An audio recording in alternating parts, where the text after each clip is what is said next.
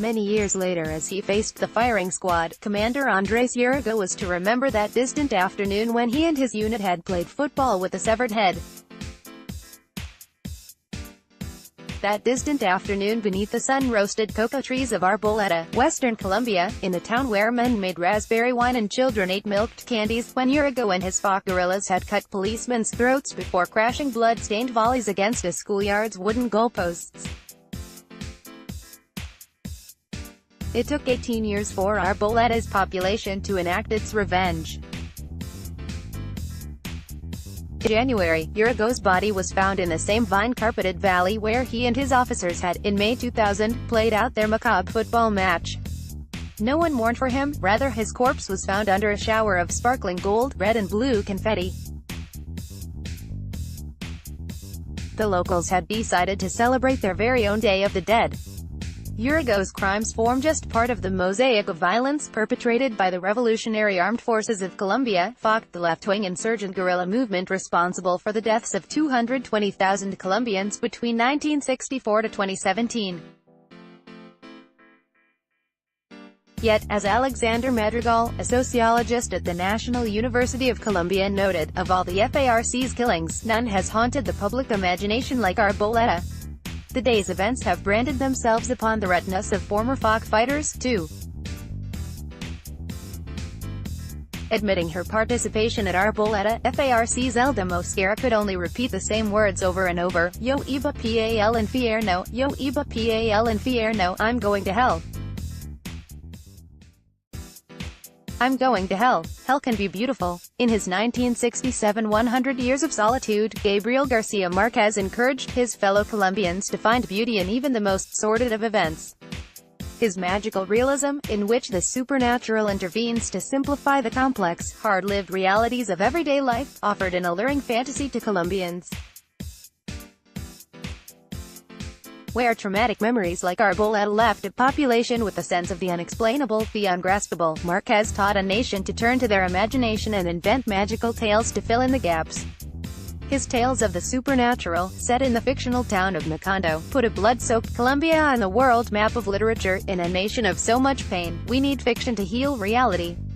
Marquez wrote in 2004, René Higuita, the dribbles, the flare, the controversy and the scorpion as clouded wisps of fog descend over the emerald green mountains of Colombia's western province of Antioquia, straddling the thick, dark mud that clothes the land below. A nation seems to be reconnecting with Marquez's message. In the hamlet town of Llano Grande, on the morning of Colombia's first 2018 World Cup match against Japan, retired FARC guerrillas take to the field with their former victims for a match of football. From the sidelines, the players receive warm applause from UN peacekeepers. A man in a wheelchair, his lucky pink rabbit in hand, drums his prosthetic leg against the battered earth in encouragement. As the ball squirts over the wet pitch, fiction once again seems to be merging with reality in this country. In Sergio Cabrera's 1998 film Golpe de Estado, Cabrera told a romantic tale in which FARC and the Colombian military agreed to a ceasefire so that both sides can watch the national team play Argentina together. As Colombia win 5-0 away in Buenos Aires, each side's soldiers run into the streets to play a spontaneous match of football. Today, under the auspices of the UN, Cabrera has organized this match of reconciliation to bring to life his artistic prophecy. After one side waltzes to a 4-2 victory, victims and FARC fighters join together in a marquee to watch the Colombia match, with each individual donning the electric yellow of the national team shirt. A small huddled glow of gold, blue and red radiates into the dark valley below. Such scenes of choreographed reconciliation have become common in Colombia following the 2016 peace treaty agreed between FARC and the federal government. The open-air ceremony at which the treaty was signed amidst the coastal breeze of the northern city of Cartagena was one worthy of any Marquez novel. 3,000 guests, all required to dress in white shawls, watched on as a choir of women who had lost relatives to the FARC sang a song in honor of the guerrillas. Such an act of magical redemption, of women who through song supposedly moved from resentment to forgiveness, was accompanied by children dressed in gold piece earrings dancing to Beethoven's Ode to Joy. The event, held just days before the 50th anniversary of 100 Years of Solitude, captured perfectly the book's theme. Would Cuadrado or Quintero forgive them so easily? The headline of the Colombian daily El Observador asked its readers the next day.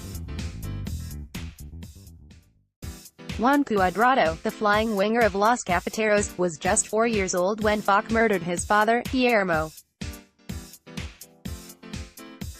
He had hid under his parents' bed, as his mother Marcela had ordered, after hearing the gunshot.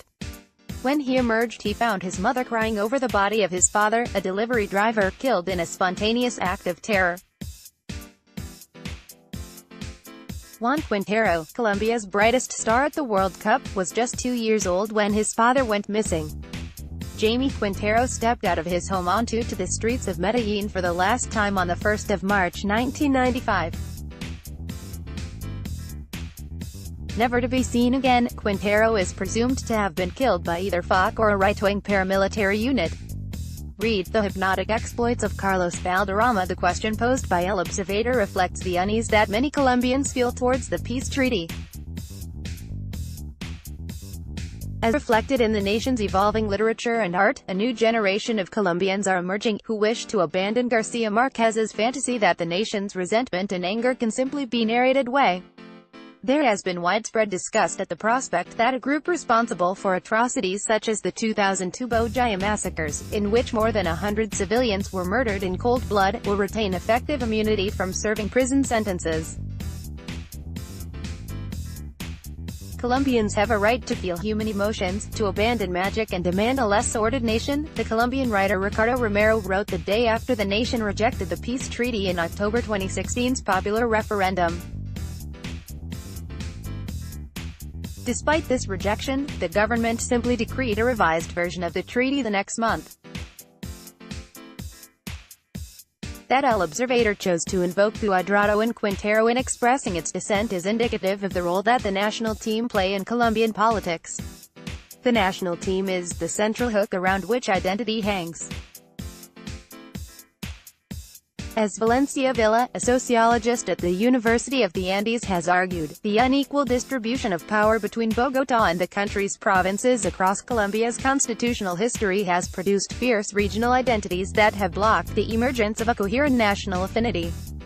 The passion shown for the national team on match days provides a rare occasion on which Colombians put aside these regional identities aside.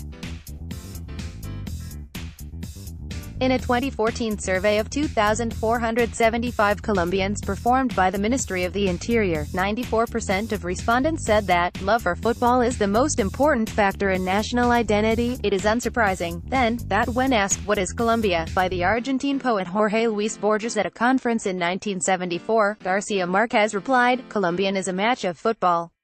Back in Llano Grande, UN peacekeepers dish out hearty helpings of sancocho to console their deflated congregation following Colombia's 2-1 loss to Japan. FARC and their former victims may already have found common ground in the despair of defeat, but the choice of food is one last attempt by the event's organizers to emphasize their participants' shared identity. Sancocho, as the UN's Jessica Feuda tells her audience, is a soup that incorporates ingredients from each of Colombia's regions, from the Andean potato to the Caribbean yuca, from the condiments of the jungle to the meats of the plain. In a metaphor worthy of Garcia Marquez, sancocho has also been used as an adjective to describe the politics of the national team. When a Colombian team featuring René Higuita and Carlos Valderrama captured the public imagination in the early 1990s, what struck a nation was the collectivist ethos it embodied. The diverse social origins of the squad served as a perfect unifying bomb in a Colombia of political factionalism, drug cartels and violence. "This team is our sancocho for the soul," journalist Daniel Samper wrote in 1998. Read Pablo Escobar and the narco-football years. Yet, just as the legacy of Garcia Marquez is being questioned and reworked within Colombian society, so is the role of its national team. Following the fallout of the 2016 referendum, Colombia's political divides are increasingly being projected onto the national team. James Rodriguez probably felt safe as he sheltered under the cover of a ceiba tree in Parque Laureles, Medellin in September 2016. In Colombian folklore, ceibas are seen as offering a place of safe harbor, the trees believed to hold up the sky above and the roof of the underworld below. As Los Cafeteros prepared for their World Cup qualifier against Venezuela in the nation's most radical of cities, national coach Jose Peckerman would bring his squad to the park each afternoon for a moment of respite from the scorching Medellin sun. When a journalist came rushing towards James's park bench one Monday afternoon, photo clutched in hand, even the ceibas couldn't protect the midfielder from the national polemic that was about to ensue. The photo, leaked by Colombia's right-wing parties just 1 month prior to the October 2016 referendum, showed James posing next to the leaders of the No to Peace campaign, Andrés Pastrana and Álvaro Uribe. That Colombia's golden boy was pictured next to the politically divisive Uribe was bad enough. Many Colombians see themselves as the victims of Uribe's 8-year presidency between 2002 and 2010. As alleged in documents leaked by the CIA to the New York Times, Uribe has links to the drug trafficking and killings of the narco-paramilitant Juan Santiago Galán, the latter's gang, having allegedly killed the Colombian defender Andrés Escobar in 1994. Of more immediate significance, however, James had broken Peckerman's cardinal rule that players were to abstain from entering political debate. In doing so, he opened up the floodgates. Radamel Falcao and right-back Santiago Arias, seeking to distance themselves from James, appeared at a Yes campaign alongside Shakira and cyclist Nairo Quintana. Tit for tat, midfielders Daniel Torres and Alexander Mejia released a video backing No. A national war of words subsequently commenced in which left-leaning newspaper El País branded James a coward, to which El Observador replied asking whether Cuadrado and Quintero should also be forced to accept peace. As political divides are projected onto the vibrant yellow of the national shirt, the latter's ability to unite a nation is beginning to fade. Having tracked references to the Colombian national team across social media from March 2015 to March 2018, academics Andrés Cortés and Jessica Dorado have found that 32% of all messages now invoke the selección so as to make a partisan political point. In early March 2015, the rate was 6%. Susana Sierra of the University of the Andes reports that for the first time since the early 1990s, fans are beginning to prefer their domestic club identities to that of the national team. This has coincided with a sharp spike in fan violence between teams from neighboring regions. In 2017, one fan died every 22 days, a rate triple that of 2015. Read how one error led to the death of Colombian hero Andrés Escobar. In this resurgence of regional and political divisions, novelist Santiago Gamboa sees a return to the dark valley of Colombia's violent past. As he describes in his essay Night Prayers, the magical lanterns that illuminated Garcia Márquez Macondo are one by one slowly extinguishing. All that is left is a country of blood and sorrow. This is reflected in a national literature that is increasingly bleak and fatalistic. Open a novel by Jorge Franco or Mario Mendoza and you are confronted with stories of murdered prostitutes and mass shootings. Macondo, however, lives on in one respect. In May 2017, when FARC announced their intention to create a professional football team that would field former guerrillas as players, join Colombia's second tier and have Faustino Asprilla as its manager, they were met first with universal howls of laughter, then anger. The outrage at the proposal is understandable. 53 people have died over the years from mines scattered under local football pitches by FARC. Most recently, in 2015, FARC placed 430 mines under a youth football pitch in the village of Santa Rosa. In 2001 they attempted to sabotage Colombia's hosting of the Copa America, kidnapping the vice president of the Football Federation in an attempt to scare opposition teams from traveling to the country. It is of little surprise, then, that the country's main football body, the División Mayor del Fútbol Colombiano, has rejected FARC's request to join the professional leagues. Gabriel Garcia Marquez's magical village of Macondo was inspired by Arboleda, the dusty town of dilapidated wooden houses and pastel pink avenues in which the author grew up. Yet just as the magic seems to be ebbing away from Garcia Marquez's Macondo of hope and reconciliation, so too does the enchantment seems to be ebbing away from Arboleda.